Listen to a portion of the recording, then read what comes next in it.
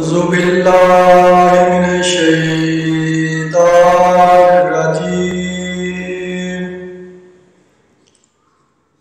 بسم اللہ الرحمن الرحیم۔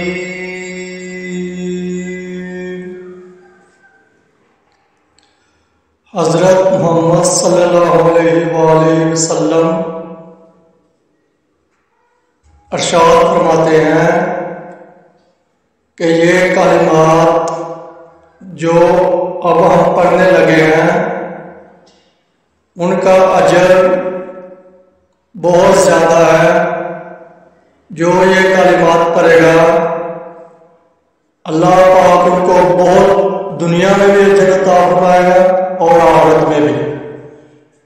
لا حول ولا قوت الا باللہ، لا حول ولا قوت الا باللہ، لا حول ولا قوت الا باللہ۔